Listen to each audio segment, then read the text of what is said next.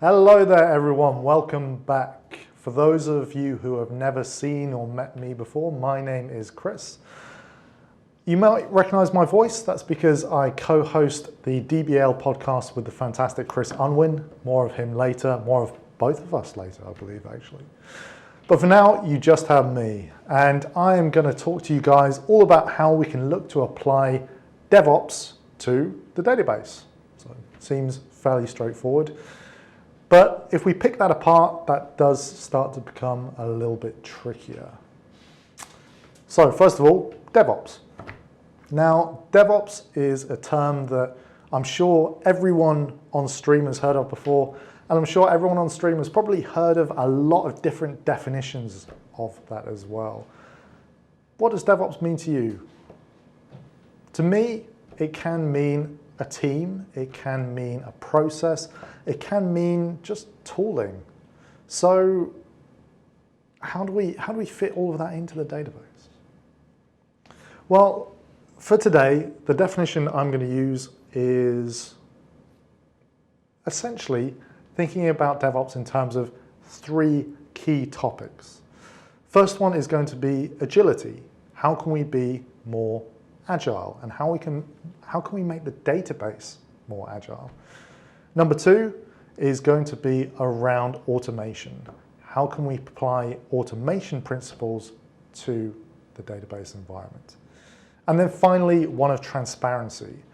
DevOps has a very strong foundation in exposing the work that individuals do as part of their day-to-day business, as part of their general activity.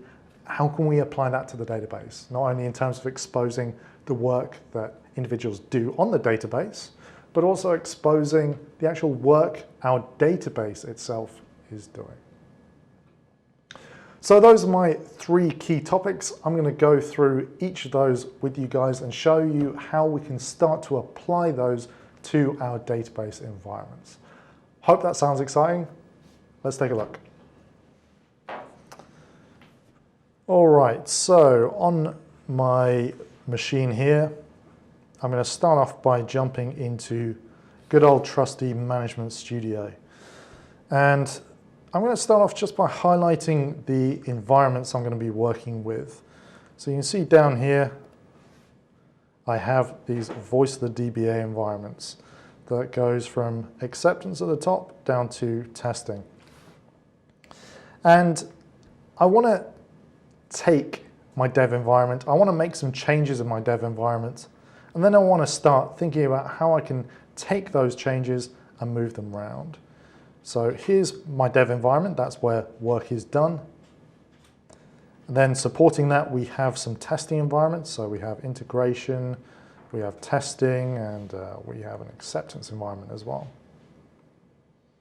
And then of course, finally, we have the production environment, the Big Mac Daddy. So how can we take work we do, how can we push them around? That's going to be a key theme for what I'm going to show you today.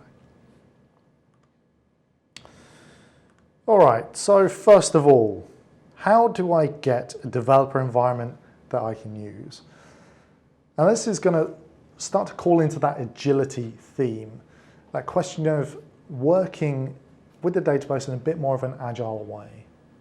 One key problem we have with a database environment, specifically when it comes to developer environments, is that because the database is not fundamentally an agile object, it's not something that we can spin up in seconds, it's not something that we can trash and throw around, because if we only have one large dev environment, if I trash it, someone else can't do their work, and that sucks.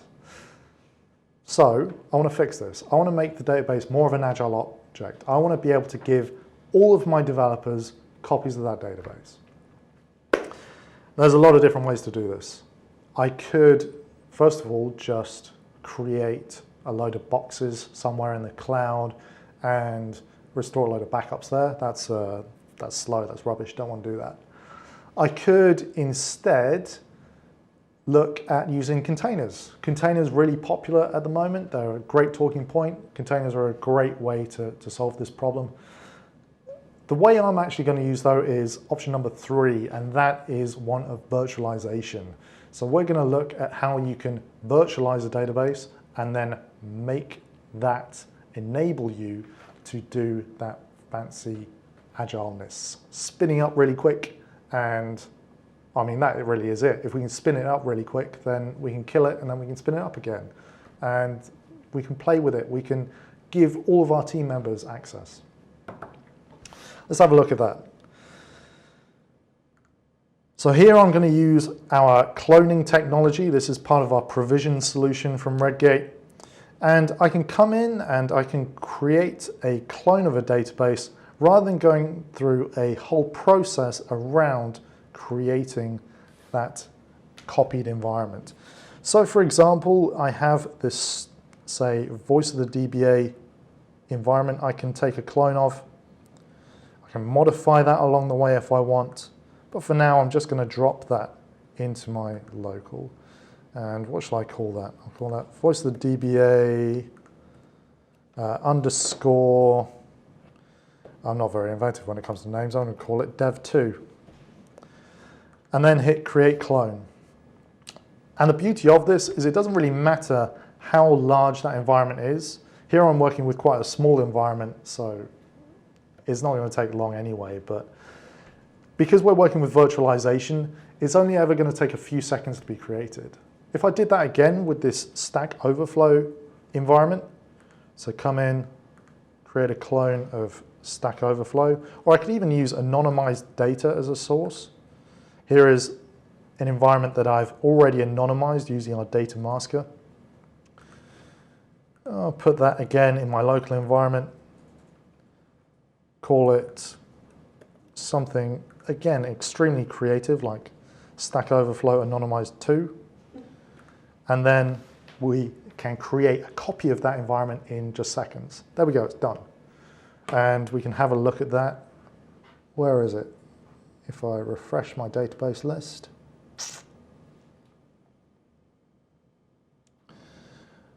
There we go, we have Stack Overflow Anonymized 2. And if I quickly open the properties of that, well, you can see that that is indeed a copy of that very large environment. And I'd be free to work on that just as if it was a live database environment, so I can mess with that as much as I want. I can create new objects, I can destroy existing objects, I can mess around with the data, I can run some pretty hardcore tests, and if I break it, you know, it doesn't matter, because just spin up a new one, just like that. It's great. Anyway, back to the topic in hand. I've used this to create a dev2 environment. And now that means I can work in that dev2 environment and not have to worry about anyone else treading on my toes. Actually, in fact, I'm going to do that all over again, but for my entire team of developers. So I'm going to go into the, no, I'm not going to go into the interface. I could go into the interface, do this all again. Instead, what I'm going to do is a PowerShell script. And my best Blue Peter voice, as we say in the UK. Here's one I made earlier. PowerShell script that is going to do the clicking through the interface for me. So it's going to spin up a whole series of clones for my dev team. You can see my dev team defined there. And then for each of those, it spins up a clone based upon that already predefined image. So let's hit run. There we go, that's complete. If I come back into my clone interface, you can see that that is spinning up nicely. And that's gradually going to be completed. You can see they're all finished now. And if I come back into Management Studio, again, refresh my database list. There we go, we've now got a whole load of dev environments. So each one of my developers can now have a copy of that dev environment. They can each do whatever they want. They can essentially test that to destruction. They can, I mean, they can also be productive as well. That is quite nice for developers to do. They can work in their own environments. They don't have to worry about treading on anyone's toes. It's great, really handy. All right, so I have connected that up. I'm going to come into my dev2 environment, and I guess the first thing I really should do is actually just connect this to source control. So I could do that in a number of ways. If you guys are familiar with the Redgate solutions, then you're probably already quite familiar with that. I could come into SQL source control, for example, and connect that to a source control repository. And generally, we refer to that as working in a state-based way. I'm not going to go into too much detail about that. I could also go into SQL change automation. So this is a Visual Studio plugin that Redgate has that enables us to work in more of a migrations-based format on the database. And that's what I want to do. But what I want to do is that, but without going into Visual Studio. I quite like SSMS. It's a great IDE. I've never really sat well with Visual Studio. I've just never really had to do much work in it. I've more had to do database work. Now this is something that we know a lot of people out there who use our tools generally think as well. So what we've been working on over the last few months is a SQL change automation plugin for SSMS. And I'm very pleased to be the one to announce that for the first time as being live. That just came out of beta. So that is something you can download, you can access, you can play with as of right now. I'd really encourage you to do so. Let us know how you get on. We always love feedback. Okay then, so I've opened up the plugin and that's what we can see on the screen here. And I'm going to open an existing project. Project I'm going to use is my Voice of the DBA project. This is something that members of the team have already been working in. And now I have the option to apply any scripts that already existed. Well, first of all, I'm going to connect to the environment I'm working with. Let's go with Dev2. So I can immediately see that someone else has been making changes in that environment and they've been contributing to my project. They've added in a change script. So I'm going to want to apply that against my live environment. And there we go, we've got the change script run. And so now not only have I been able to spin up a copy of production very quickly, but I can also apply any changes that have yet to be shipped to production on that environment. Now, of course, if we were working with branching, I'd be able to select a different branch, apply that, and so on and so on. Okay, I now am good to go on my live environment. I can make some changes. I'm not going to do anything particularly drastic.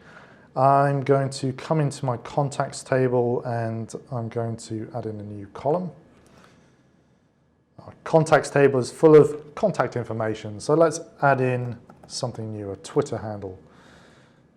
I'm not going to think too hard about this, so if you're disagreeing with my data type, then I'm sorry. I don't know what to say. So we have the Twitter column added. That's a change to an existing object. I'm also going to quickly script in a store procedure. Oh. I think I've got a slight Management Studio bug. Apologies, let me reopen that. So yeah, I'm going to quickly script in a new store procedure. I'm going to use SQL prompt to do that. Everyone, I'm sure, loves SQL prompt and knows all about that, so I'm not going to cover that in too much detail. There we go. So SSMS is just loading up there.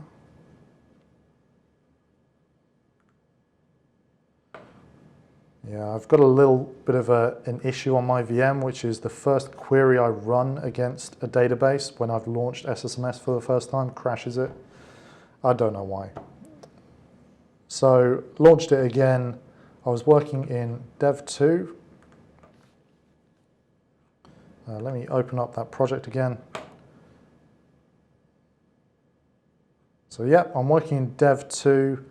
I'm going to write a new query.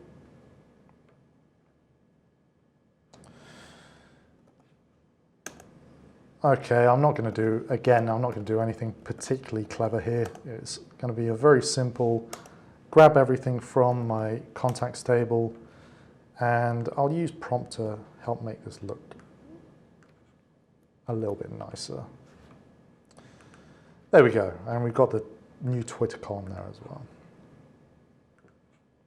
Okay, so a couple of changes, and now I've made some changes, I've done some work.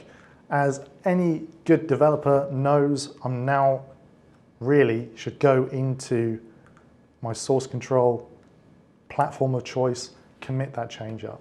So for me, as I'm working on the database, that means working with SQL change automation. And here with our new plugin, I can do just that. So I've hit refresh, and that enables me to generate change scripts based on the changes I've made. So here are my changes. We have my new Twitter column that's highlighted for me in the bottom left, and in the bottom right, we have what is existing in source control. Whereas for my new store procedure, in this case, it's trivially different, so everything is highlighted for me.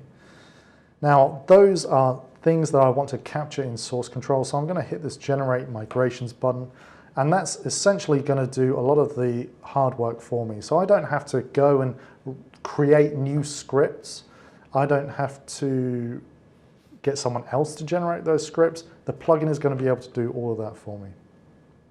And if I want to take a look at those, then I can see that in this migrations folder.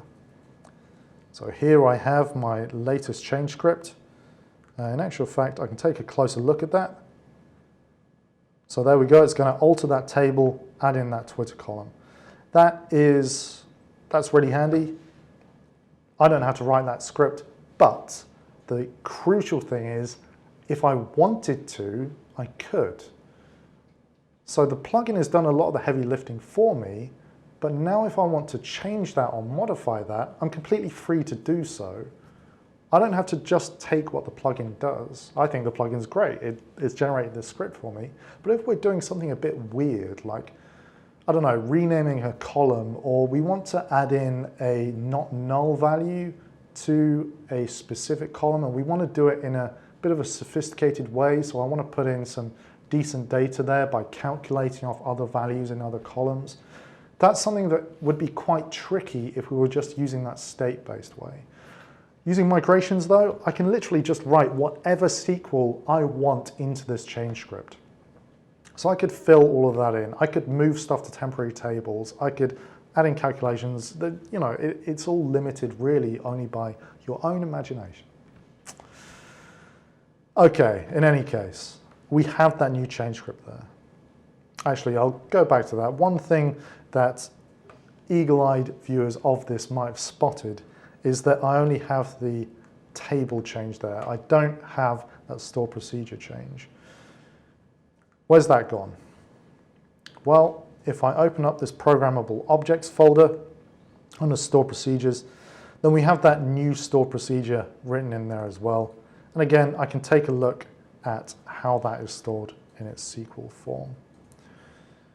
So this is an option. I don't necessarily have to take that. I can have these included in my change scripts, but to reduce the amount of change scripts I'm making, I've decided to check that option and have these programmable objects stored separately. And they're just going to be rip and replaced whenever we apply these to new environments.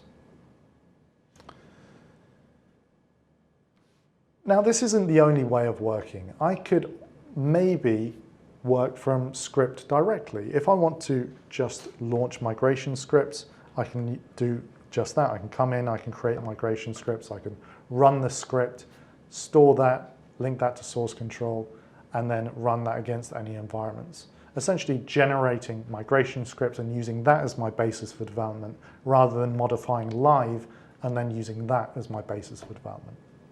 Really, it's up to you, however you want to work. Either way is completely supported. And now we've generated those scripts. Well, I can see them live in my local Git repository. That's right here. We can actually see in this solution I've got two projects, and my project I've been working in, this Voice of the DBA project, well, now that's going to need a commit and a sync up. So in this case, I'm going to use git sync to do that. I'll run a commit, put in a very useful comment, as I'm sure everyone always does. And I will run a commit and push as well. Now, of course, in this case, I'm using Git. A lot of people these days are using Git. Don't blame them. Everyone likes Git for fairly obvious reasons. I don't have to be, though. So if you are still using the Microsoft version control system, absolutely fine. If you're using SVN, absolutely fine. In this case, I'm using Git, and I'm actually using Git hosted in Microsoft as well. So I'm using the Azure DevOps version. Let's take a look at that and see where that's gone then. If I come into my Azure DevOps environment, and in my repos, files, there we go. I've got my voice of the DBA solution, and then the sub-project, and under the migrations folder, I have, or I should have, my latest.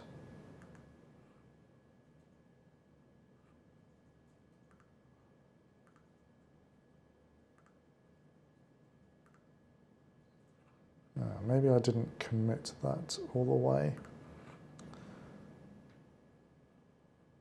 Sorry, let's take another look at that.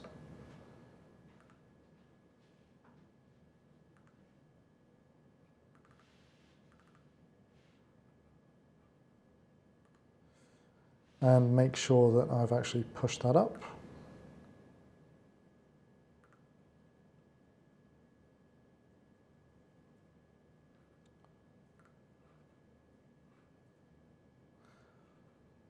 Okay, let's have another look.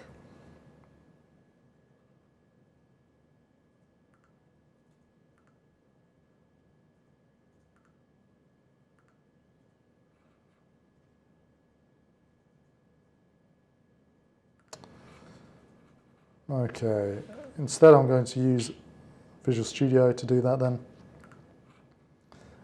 Let's go into my Voice of the DBA project.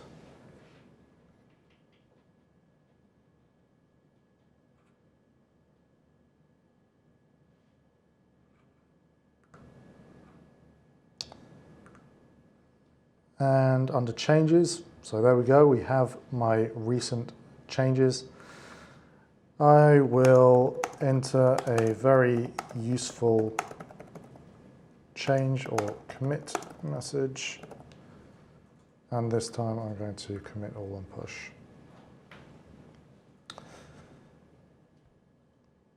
There we go, successfully pushed to my master. So now,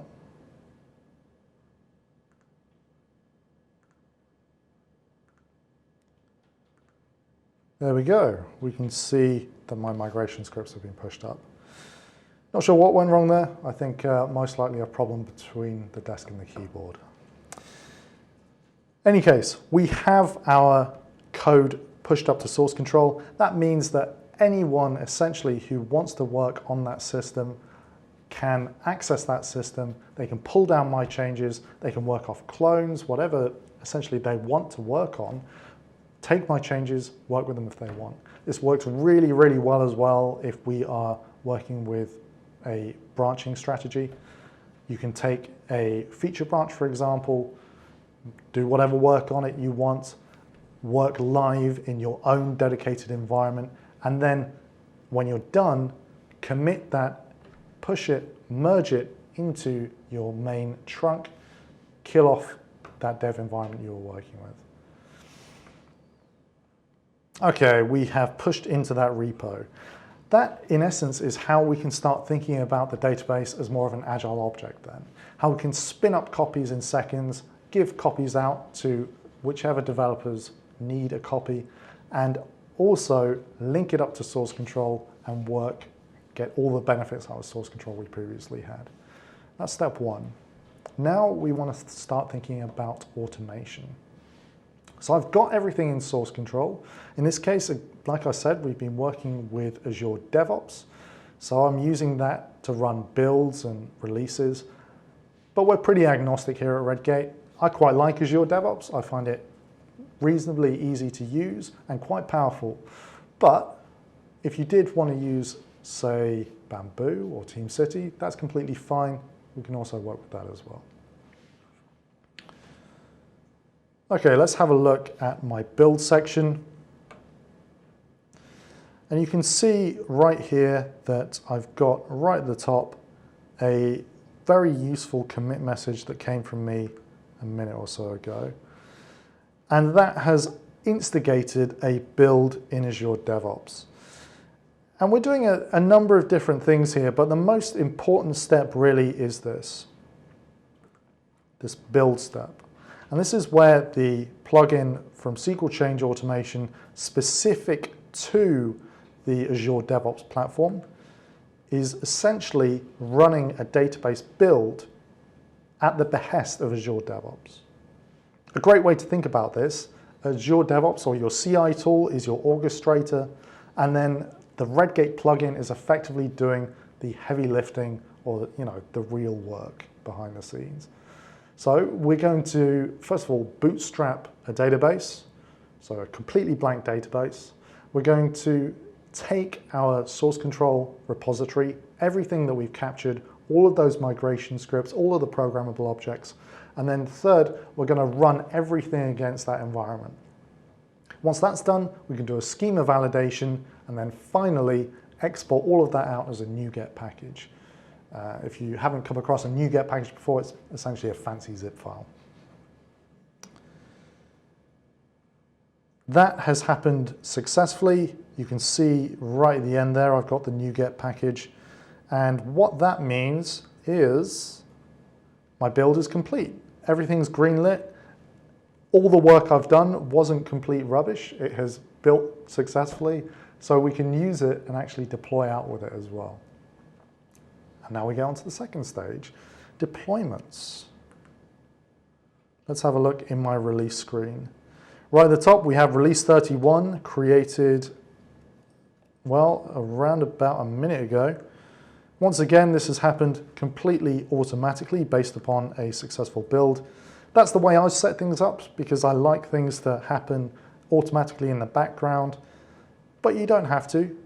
I know some companies who work completely seamlessly end-to-end in a completely automated fashion. So commits happen and then you have your whole barrage of builds and then deployments and tests happening seamlessly, automatically in the background. It only stops if something goes wrong, and then you can even deploy all the way to production seamlessly if you want. Up to you. And you can see at the top, I've now deployed out to my integration environment. So that has succeeded. I can see what that's done if I go to the logs. We have downloaded that NuGet package, that build artifact. And then once again, it's the Redgate plugin for Azure DevOps doing the heavy lifting and essentially performing that release. So it's going to see which scripts need to be run, and then it's going to deploy the migration scripts and the programmable objects that need to. And you can see that highlighted in the middle there.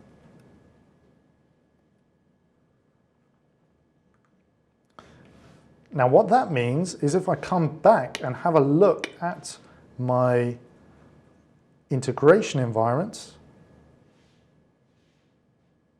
let's see if I can find where I've put my integration environment, right there. Tables, and let's run a quick select on that.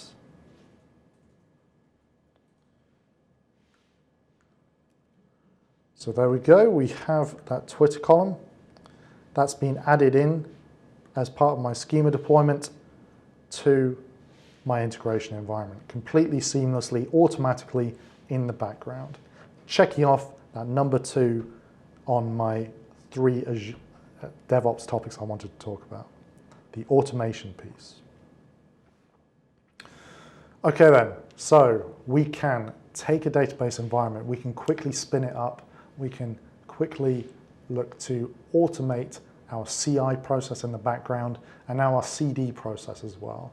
That's gone out to integration. Let's start thinking about releasing that out to target environments. There's this great idea of one-click deployment. Let's do just that. Okay, coming back to my pipeline, we have this testing environment right here. I'm going to hit deploy, and what's going to happen is the exact same thing that happened at integration, except now it is a manually instigated task. So I've manually instigated it.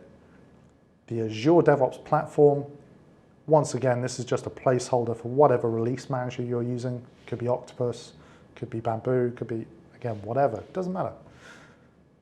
Is orchestrating all of that, and then the plugin from us at Redgate is doing the actual integration work to see what needs to be applied, which change scripts need to be applied, and then deploying those change scripts. And now it succeeded. Didn't take very long at all. Okay, let's go on to the next one. Here we have our acceptance environment. Let's take a look. That's just kicked off. Now here I am doing a little bit more. You might remember that I ran a PowerShell script to interact with the clones. So I can do that here. I can look to put a PowerShell script in to generate a series of clones for my testing environments. The benefits of that are they spin up very quickly, very easily. I don't need to have them hanging around if they're not being used. And also the benefit of virtualization, or one of them, is that the actual disk space a clone takes up is minimal. It doesn't matter if we're talking about a huge 100 gigabyte database or 10 terabyte database. The clone will only ever be around about 50 megs when it's first spun up. So I've done all of that in one step. I've created a new clone that we're going to be running our tests on, spun up that clone, and then deployed my changes out to that clone environment. And we can see that's successful there. Back to our pipeline. And now, just because of how I've set this up, we also have then our production environment that's being deployed out to as well. I've actually put in a manual intervention step here. So if you want, you could go in and have a look at the actual change script that's been generated and the actual changes that will be made. And when you're happy, hit resume.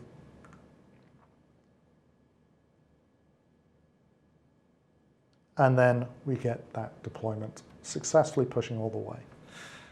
So thinking back along what we've seen so far, spinning up environments at the drop of a hat and being able to give multiple team members copies of those environments very, very quickly. Not having to worry about disk space consideration when we do so.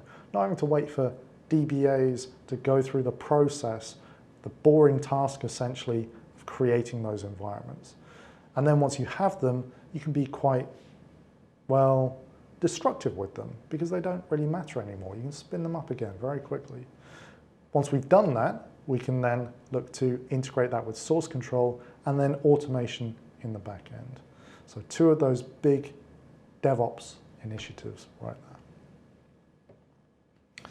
I can then now start thinking about how I can serve that up back to my development team, create new clones from that production environment, maybe look to anonymize the data along the way, but that's more of a story from another time, I think.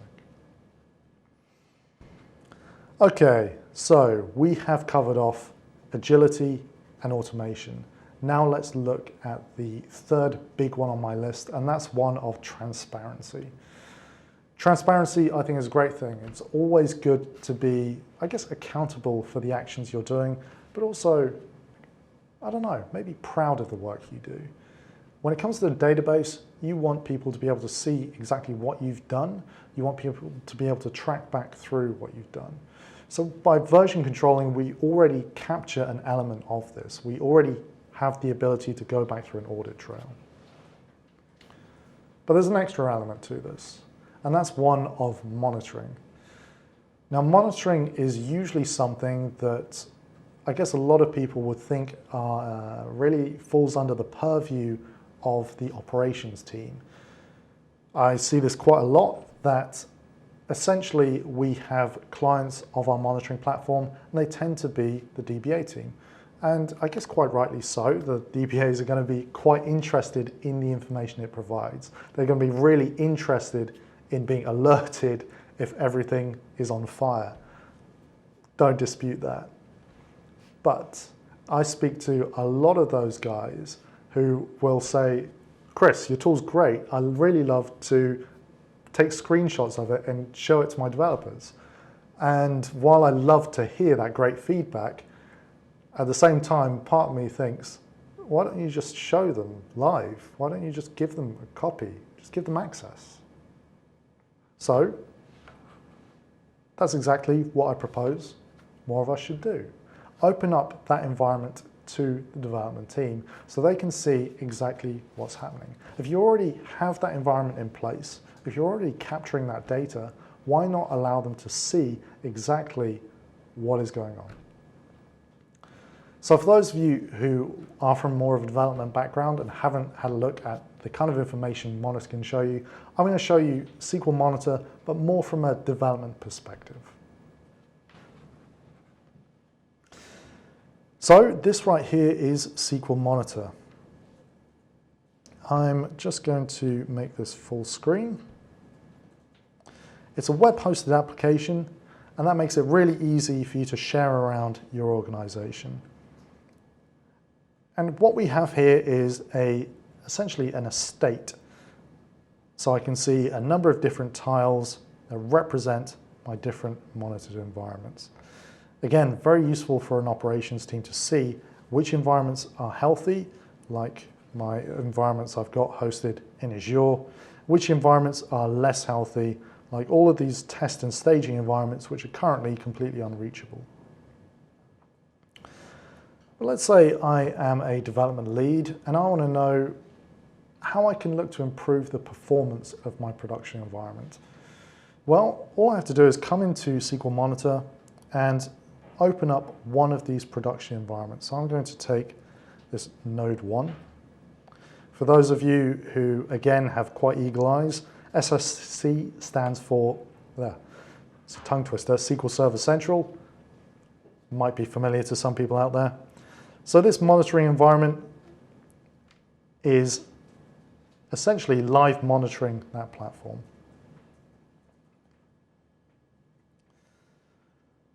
So I can have a look at this environment. I can go back in time, see the historic data use.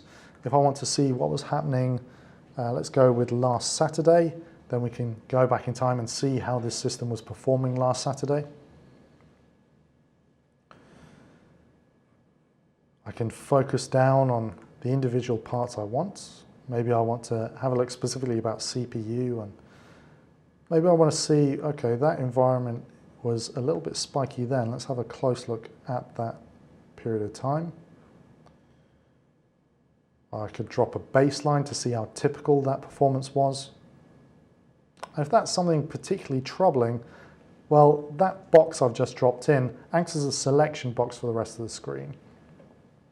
And that allows me to have a look at the queries that were running during that time. And this is something that, as a development lead, I'd really love to see. I can have a look at which queries are performing maybe a little bit more intensively than they should be. I can have a look at the top 10, or I can have a look at the top 25, top 50. Let's go for top 25. And so what that does is allow me to see the top 25 queries that were running, again, during this time window based upon these particular metrics. So let's have a look. Which queries were running the most? Well, I can quickly find that out. Which queries were taking the longest or taking the most amount of my CPU? Or I might want to look at that cumulatively. So we've got one query here. This is a particularly heavy query. You see that that's been run around about 79,000 times. So that's something I might want to have a closer look at, see if it's something I can tweak, something I can tune. What else do we have here? I'm seeing a lot of wildcards as part of this. That's not particularly great. Select top one. That's a particularly interesting query. I might want to have a look as to why that's being generated. I can also do things from here then, like have a look at the query plan, see how this is executing. In this case, very simple query, not much to show. Or have a look at the query history, see how that's performed over time. Something that can be very useful here as well, if we do have automated deployments happen, we can mark on this graph when an automated deployment does happen. We haven't got that set up for this environment, but that would look like essentially a Redgate logo on this graph at the top. And so that allows me to see essentially a like-for-like basis. I can compare how my environment was running today against tomorrow.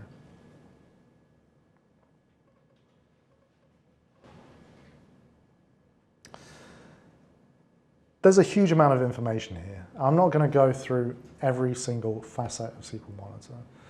I guess my key point really is that there's a huge wealth of essentially data to look through. And we've laid that out in a way that I believe would be very useful to a development lead or really any member of a development team. If you're interested in making your application run faster, why not have a look at exactly the work the database is doing, making sure that it is running smoothly in the back end.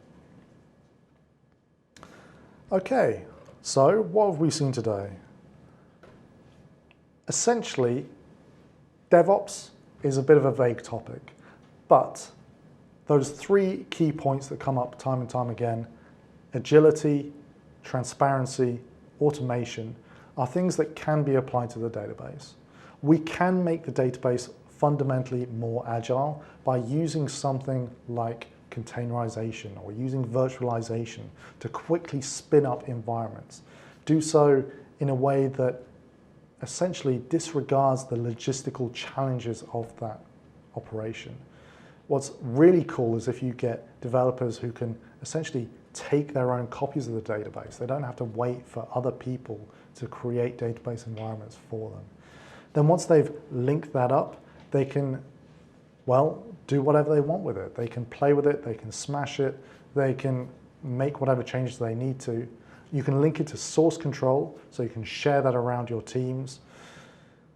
That enables you to have a team of people running on their own database environment. Great practice if you can set it up. It means that no one is going to tread on anyone else's toes.